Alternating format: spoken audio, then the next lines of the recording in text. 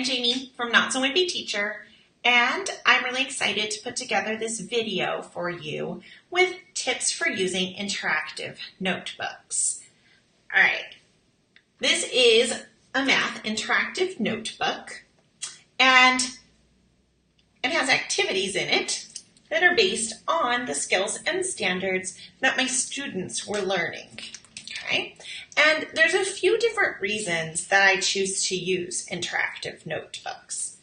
For one thing, interactive notebook activities are far more engaging than a worksheet. Students enjoy doing them. They get really excited to create this special book of everything that they're learning in your class. Also, it really helps those kinesthetic learners. And just in general, kids tend to need to move a little bit more and they learn more that way. And so the cutting and the gluing, it really engages those kinesthetic learners a lot. And finally, it does create a nice resource that students can go back to over and over again if they need to review a skill, they've forgotten a strategy. Now it's right here. They're more than just notes. They're actual activities. So students can see examples of exactly how they solved different problems or different strategies that they used. So they're not just notes. They're an actual output that the student has produced. Okay? Now, I want to give you lots of different tips and ideas to make interactive notebooks work for you and your students. First of all, let's just talk about getting started. If you're brand new to interactive notebooks, let me just give you a little rundown of what you might need. First of all, materials. Every student is going to need a notebook. I personally prefer the composition books because I think that they stay together better and last the entire year. And I want my students' math notebook to last the entire year. I only give them one math notebook. However, spiral notebooks will work just fine if that's what you have. They are less expensive. I tend to think sometimes the spirals come apart or they get really stuck together if the kids have multiple spirals in their desk, but they'll do the job. So as long as the student has a notebook, that's what's important. Now, I get asked often about, hey, I'm starting interactive notebooks. What subjects should I use them in?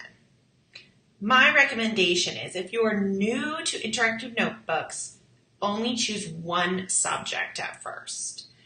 If you choose to implement them in math, reading, language, science, and social studies, you will be overwhelmed.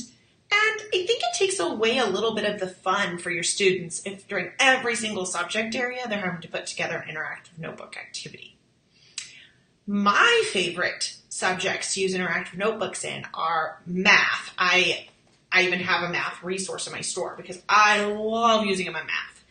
I also have used them in science and social studies because I think that the curriculum can be a little dry and it can be easy to forget. So I think the activities are lots of fun, and I've purchased them from different sellers on TPT because I do not have a resource for science and social studies.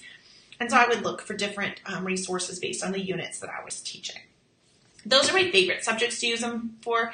Language, like your grammar, that could also be a good one because there's a lot of skills you're giving them, and it really helps if they can go back and look up those words because after a while, plural, possessive, it all sounds the same, and it's nice if they have that resource to go back to, okay? I have tried using them in reading. I wasn't very successful with it. We would really forget to use them. We just didn't have the time. But if that's the area in your classroom where you need to add that extra engagement, give them something more than the curriculum, then it might be the right choice for you. Just choose one to get started. That's my recommendation. And even if you've been doing this for a while, you probably only want to do it in maybe 2 different subject areas, just so that it is new and fresh for the students. I also get asked, when in the world do your students complete interactive notebook activities? I use math the most, and my students predominantly do their interactive notebook activities during our center rotations. More specifically, my students do it during the Meet the Teacher rotation. Not every day. You don't have to have them do an interactive notebook activity every day. And in fact, that sounds overwhelming. Maybe my students do it once or twice a week during math. So I do it during the Meet the Teacher station so that my students are sitting right in front of me and I can easily see the answers underneath their flaps. So I can right away get an idea as to whether or not they understand a skill or a standard, okay? It could also be an actual center during your math rotations. Maybe you have an interactive notebook center. If you do that, you'll need to spend some time teaching students how to do interactive notebooks, and you'll probably want to have samples available to them if they're going to be doing them independently without you there. At the beginning of the year, you might want to do them together and teach them how they're done, but then it could turn into a center for sure. Other options are doing them whole group. I would do my science and social studies whole group because we didn't really have centers during my science and social studies block. And so we could do them whole group. It might be helpful to teach interactive notebooking a small group so that you can make sure everyone understands. But really, once you have taught your expectations, it can be a whole group activity. You may want to kind of walk by your desks or your tables and have students lift up just one of the flaps, just so that you can see that students are on the right page. You may even have students work in groups or partners and check each other's work. But interactive notebooks can be done small group or whole group. It can also be morning work. If you're looking for something meaningful to start your day with, you could have interactive notebook activities be your morning work. A lot of people ask, well, how do you assess your interactive notebooks? And there's a couple different answers. First of all, you don't have to assess your interactive notebooks. It can literally just be a place where your students are practicing and recording their strategies. In this case, you will want to make sure that you've gone over the answers so that what they have recorded in their notebook is accurate. Now, I use them during small group, and so I get an informal assessment. And it's really easy because they're sitting right there at the table, and I can see them, and I just have them lift the flap, and I can real quick check and see if their answers are correct. If their answers are correct, I can say, check, that student understands this skill, and then I know that maybe we need to move on. It's a good way for me to gauge if we need another day of this skill or not. So that's another way you could assess. I do have a free interactive notebook tools resource, which I will link in the description for this video. And in that resource, there are rubrics. So if you would like a more formal assessment, you could use a rubric, which will give points for both neatness and completeness as well as accuracy. So that's another option, and you can mix it up. Maybe sometimes it's an informal and sometimes it's formal. What I love about the informal is I don't have to collect these notebooks. I don't have piles of notebooks sitting on my desk or to take home. So with a formal assessment, you all have to have a way that you can collect their notebooks. But even if they do it during a center, and then when they come to meet the teacher, can they real quick have their notebook open so that you can very quickly check their answers? That's another possibility. Okay, so lots of ways that you can assess, and you don't have to make it a formal assessment. All right, let's talk about saving time. Because the number one complaint I hear from teachers who either haven't tried interactive notebooks yet and it's just a fear, or those who have tried it but needed some extra tips, is that it takes too long for my students to cut and glue. I don't have that kind of time. So let me share some time-saving strategies for you, because I had a very condensed, shortened day, and I was able to use interactive notebooks. So it is possible, but there are ways to make interactive notebooks take forever, and you don't want to do that, because no, you don't have time for that. All right, my first tip, and probably the most important tip, is you need to choose activities wisely. Just because it says that it's an interactive notebook activity doesn't mean it's a quality notebook activity. It might be one that will take your kids forever to cut. Look for activities that have nice straight lines, straight cuts. You don't want activities with super tiny pieces or anything round to cut out. That takes too long for our students. So things that are nice and straight. You'll also notice that these activities are all similar, even though they're asking them to do different things. Once my students learn how to put this activity in their notebook, they can easily put this one in without any instruction from me. Okay? So the activities are similar and straight, easy cuts. And that's important. Also, you'll notice, although I have these cute little kids in a lot of the titles, there aren't clip art pieces that the kids are just asked to cut out for no particular reason except for to look cute. And I have seen notebook activities like that before where there's just a really cute kid, and I love clip art, but if they're just cutting it out to stick it in their notebook just because it's cute, that is going to take too much time. And anything that is not academic, I don't put in my interactive notebooks, which means that my students don't do a lot of coloring in their notebooks. Unless it is something that is going to help them academically, they don't color. They don't just color the cutesy kids. So I don't even need crayons, markers, and color pencils to make my interactive notebooks work well. My students get to color their cover on the first day of school, and past that, there's no coloring in here. So keep that in mind. That will help save you time too. All right, so choose those activities wisely. Look for ones that are predominantly straight cuts and where the activities are sort of similar so that you're not having to waste a lot of class time teaching how to put the activity in their notebook. At the beginning of the year, you might have to, but then they've done a few activities and they can see exactly how it works. All right, my next tip is that you need to teach kids how to cut. And this might sound crazy to you, but you need to, even if you're teaching older kids. I taught 3rd grade, and they spend a significant amount of time teaching my students how they should be cutting.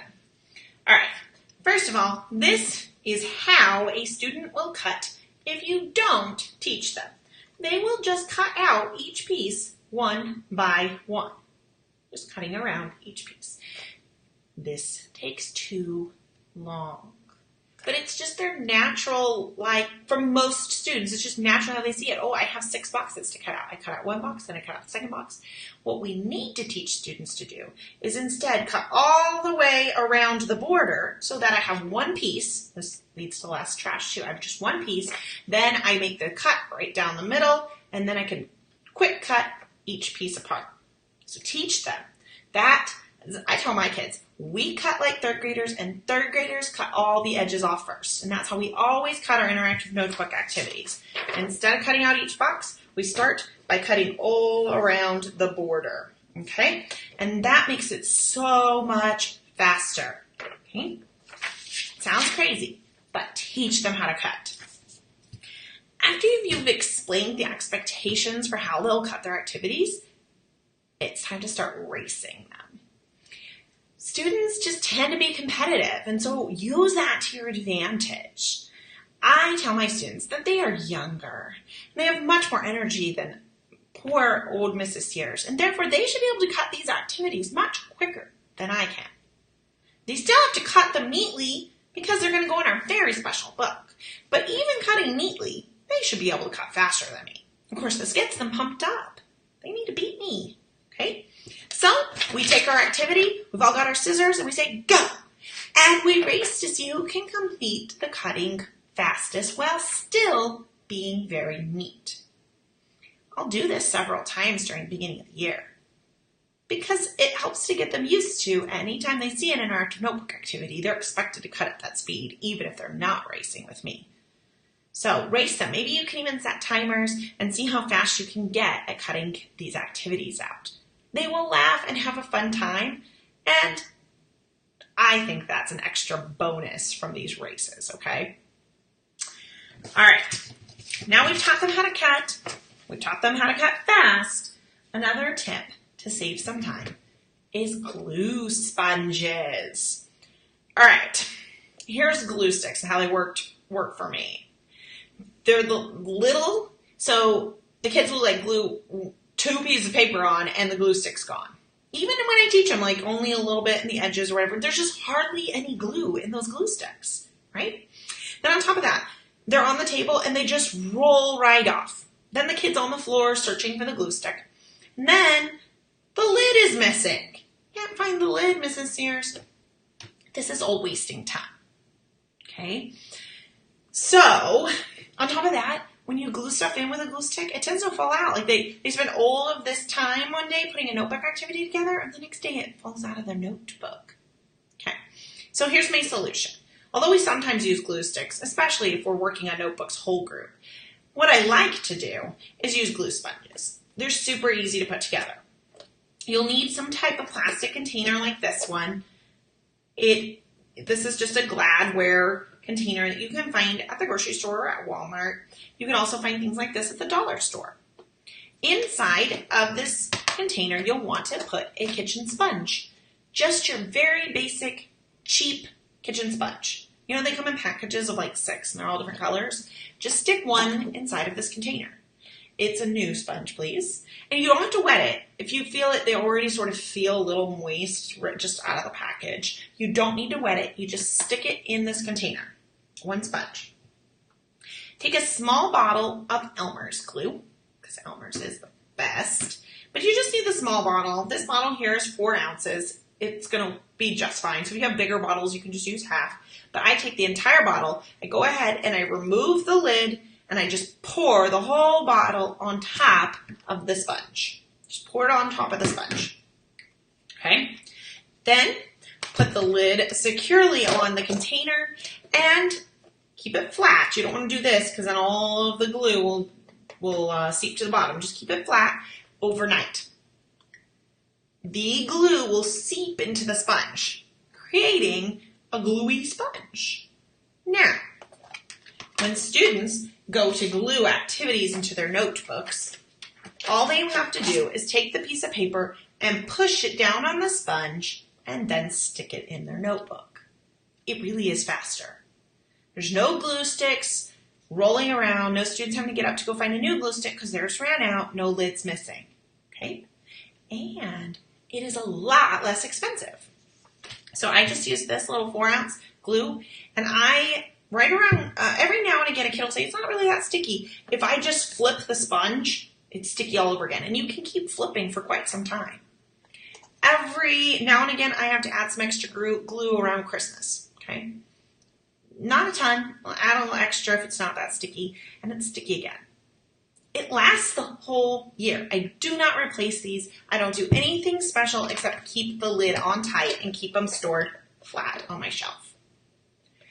On top of this, being cheaper and faster, they also stick better. Elmer's glue works a lot better than the glue stick. It just does. But when you give them glue bottles like this, it's kind of a mess. I mean, you teach them to do dots, but it seeps out from the paper, and then they shut their notebook, and the notebook's shut, like glued shut. You don't want that. So you get the benefit of the Elmer's liquid glue, but make it easier and less messy. It really is less messy. So if you're still not sure how to make glue sponges, even if you just Google it, you'll find instructions out there. But they are awesome. Since I mostly do my interactive notebooks during small group, I only have about 3 or 4 of these, and I just spread them out along the table and students share. If you're going to do interactive notebooks whole group or want to make these for whole group, every student does not need one. I would say have one maybe sitting in the middle of every 4 desks so students can share. Okay? That's it. They work wonders. So some time-saving tips. Of course, you need to pick your activities very carefully because if you have an activity that's hard to cut, it will always take your students a long time to complete. You also want to make sure that it's an activity that has your students computing and working, not just writing notes. You want to teach your students how to cut around all of the edges instead of just cutting each individual piece out. Do some races to get them used to cutting quickly, and then add in some glue sponges to make it quicker to glue things on. All right, a couple extra tips that I wanted to give. When I first start my interactive notebooks at the beginning of the year, the first thing we do is I give them a cover. And if you go to that tools free resource for interactive notebooks, you'll see that there are some covers in there for all different subjects of notebooks. So you'll want to grab a cover and give each student one.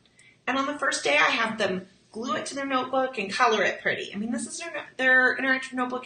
They're going to have it all year, and you want them to take some pride in it because then they'll do better work inside. After that, I have my students go page by page and number them. So down here in the bottom right corner, page 1. Now we'll flip the page We don't number in my class this side here. We actually leave that side blank. Mostly because I think some of these activities get a little bit heavy, and putting them on both sides make it seem like it might end up tearing the sheet out. I only give them one notebook for the year, and we've been fine. Now, I don't do an activity every day, so if you're going to have your students do a lot of activities, they might need a new notebook halfway through the year. But have your students go through many pages, just numbering the bottom right before they even glue any activities in. This will save time later too, okay? I would have my kids get through at least 30, just numbering them. Then they add a table of contents. This table of contents, again, is included in those free tools that I have linked. You don't have to print out a sheet if you don't want to. You can always have your kids write table of contents and make lines. But having a table of contents, I think, is really important. I only have my students write the page number and the name of the activity, and the name comes directly from the actual activity itself, named quadrilateral. And they might just title it quadrilateral. But this helps my students to use it as a resource all year. So maybe we're reviewing for testing in the spring and they're like, I have forgotten what a quadrilateral is. They can easily find it in their table of contents and go back to that activity to review without having to flip through 100 different pages. I also found that when I started teaching text features during my informational text unit, my students already knew how to use a table of contents. We didn't need to go through that very much because they've been using it all year. It's a great way to teach students to stay organized. So I do recommend a table of contents. Another thing you might want to do is add an envelope, a manila envelope, to the front or back cover of your notebooks, especially if you plan to have students cut at a different time than they'll be gluing. Perhaps you want them to cut during morning work and they're not going to put it together until they meet with you. Then the envelope will be a good place to stick those small pieces. Okay? Another thing I get asked about is what if your students are absent and they miss the notebook activity? In my class, when you're absent, I pass out papers and I pass one out for every desk. And so if you sit next to someone who's absent, you just keep their papers in a pile and stick them in their desk. So same with the interactive notebook activity. It would be there for them when they got back. If they don't know how to put it into their notebook, they can ask a friend and the friend can show them their sample. But I do have my students just work on it when they finish something else early, during a snack break, during morning work. I don't have them take it home with them because things don't come back when they go home. So I don't want to lose the entire notebook. It might take them a week before they've completed the whole activity, but as long as they've done the practice and they have the resource to look back on, that's okay with me. Sometimes what will happen is a kid meets with me in small group and I can see he has an activity that hasn't been cut that's sort of just sticking out of his notebook. And he might finish the activity early that we're doing that day, and I can see it like this. He might finish the activity we're doing that day and already be done. I'll say, start working on the one you missed. And so that's another time that they might get caught up. But it's okay if it's not in the exact same order as their classmates because they still have the table of contents to help them. All right. As I mentioned, I do have math interactive notebooks in my store. I made them. They are perfect for third grade, but would work well for second and fourth. You just might have to add a couple activities here or there. The other benefit for third grade is that there's ways to differentiate.